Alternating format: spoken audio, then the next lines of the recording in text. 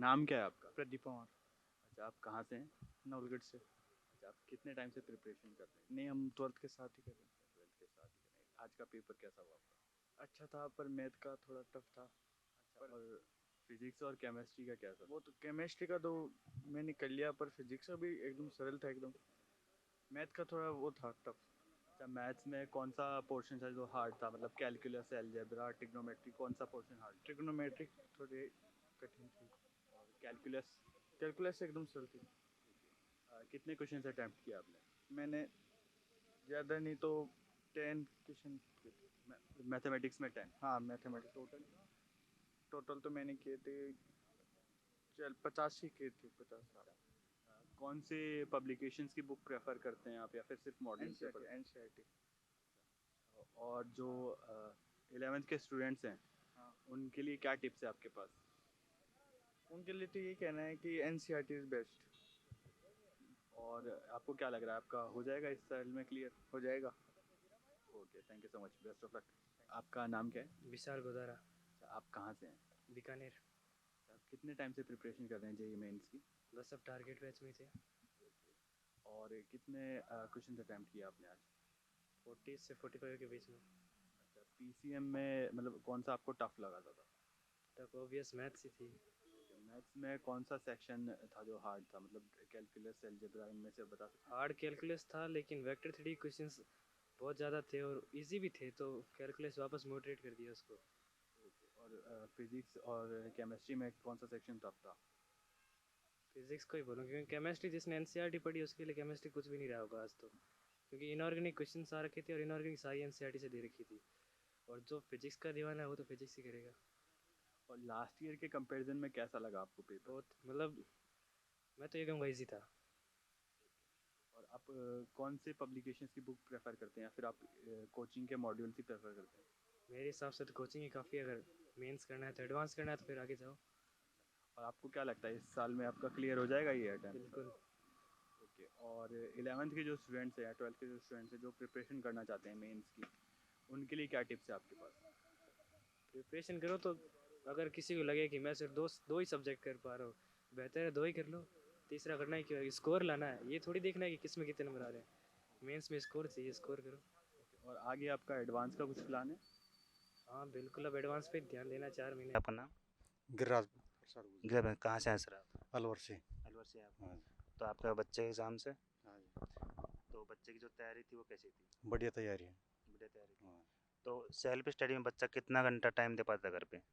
घर पे नहीं है, कोचिंग पे है, मैट्रिक्स में, अच्छा सीकर अच्छा। में। अच्छा अच्छा। तो इसके अलावा भी बच्चा जब घर पे जाता है तो आप उसे कैसे देखते हैं, मतलब कि बच्चा पढ़ रहा है नहीं पढ़ रहा है, उसको हाँ, चीज़ का वो पूरा घर ध्यान? जाता है, जब भी पढ़ता है 12-1 बजे तक पढ़ता है रात को। भरे तो पढ़ता है? हाँ। अच्छा अच्छा। तो मतलब बच्चे को आपसे आपने खुद ही मोटिवेशन दिया, फिर आपको कहीं से बच्चे ने खुद ही बोला कि मेरे को जाना है, आपने? बच्चे नहीं बोला है। आपका कोई दबाव नहीं था? नहीं, कोई दबाव नहीं। ये एक बहुत अच्छी बात है कि पेरेंट्स का कोई दबाव नहीं होता आजकल बच्चों पर। बच्चों का कि खुद का मोटिवेशन होता है कि मुझे कुछ करना है और कुछ आगे बढ़ना है। और रात को 2-3 बजे तक पढ़ता है अब फिलहाल में। जी। कैसा हो गया एग्जाम का? अच्छा हुआ।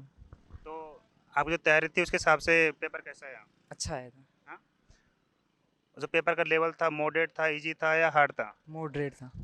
जो मैक्सिमम क्वेश्चन थे वो किस पार्ट से थे? केमिस्ट्री और फिजिक्स और मैथ्स में? मैक्सिमम पोर्शन जैसे फिजिक्स में मॉडर्न फिजिक्स का वेटेज ज़्यादा था।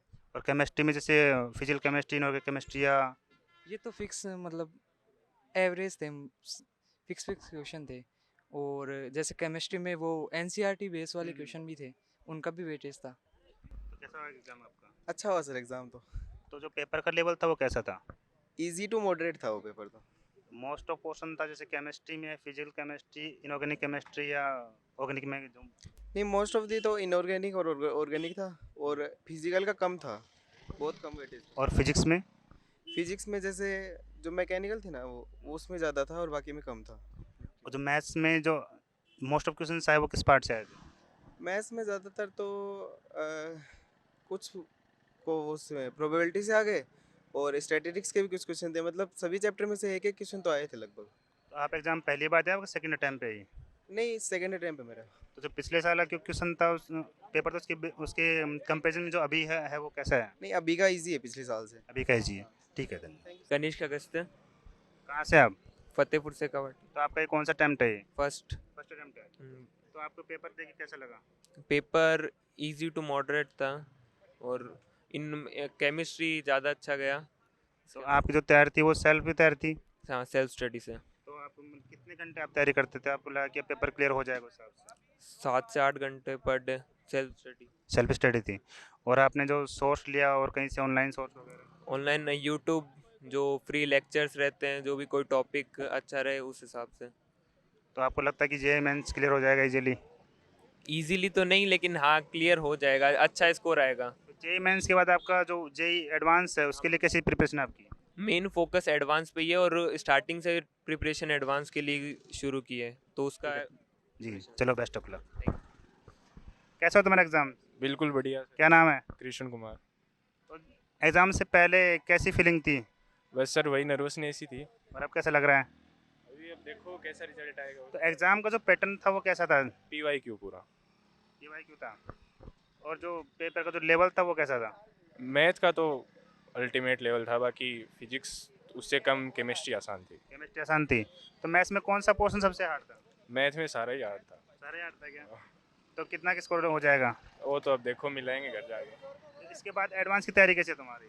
एडवांस की नहीं, अब तो अगला अटेम्प्ट है, फिर देखो कोचिंग के हिसाब से चलते हैं। चलो ठीक है। क्या नाम है आपका? पवन। आपका? आकाश कुमावत। तो पवन कैसा लगा आज एग्ज़ाम? अच्छा लगा। तो एग्ज़ाम से पहले आपकी तैयारी कैसी थी? तैयारी इतनी तो नहीं थी, पेपर पर डिपेंड था। पेपर ठीक गया था। तो पेपर आपके अकॉर्डिंग पेपर का लेवल क्या था? पेपर का ज़्यादा हार्ड नहीं था, ठीक ठीक। कौन सा पोर्शन सबसे इजी और टफ लगा? केमिस्ट्री का सबसे इजी लगा। और हार्ड? हार्ड तो नहीं था, मैथ का थोड़ा हार्ड था। तो ये आपका पहला अटेम्प्ट है कि सेकंड अटेम्प्ट है? ये सेकंड। तो पिछले साल की कंपेयर में इस साल में जो पैटर्न है वो आप कैसा लगा? मतलब थोड़ा सा अच्छा लगा। अच्छा लगा? हाँ। पेपर इजी था पिछले साल कंपेयर में? यस। आपका पेपर कैसा हुआ? ठीक हो गया ज़्यादा तो क्या तैयारी आपकी सेल्फ स्टडी थी क्या? नहीं, कोचिंग से की थी। कोचिंग से थी। कोचिंग के अलावा जो आपकी तैयारी थी वो सेल्फ स्टडी में कितने था? मतलब सेल्फ स्टडी 5 से 6 घंटा की थी। 5 से 6 घंटे डेली। तो उसमें आपको प्रैक्टिस प्रॉब्लम्स भी करनी होती हैं।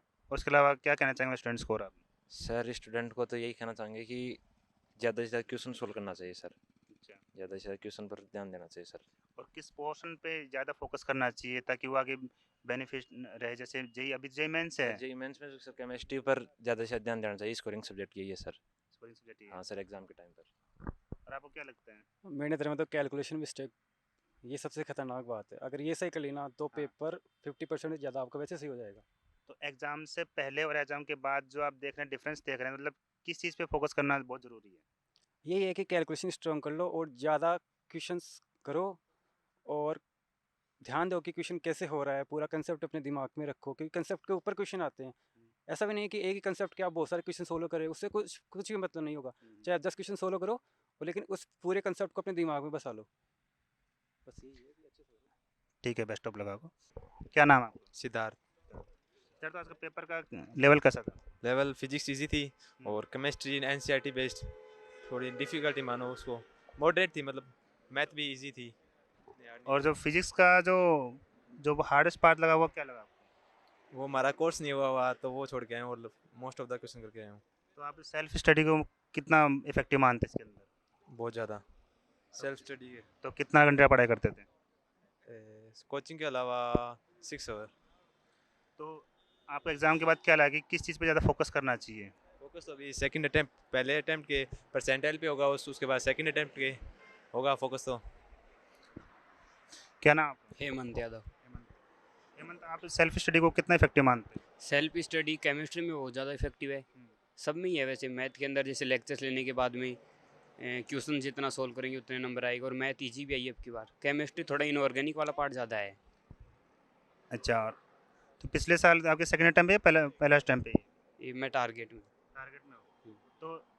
तो पहले साल ही कंपेयर में इस साल का जो पेपर का जो लेवल था वो कैसा था?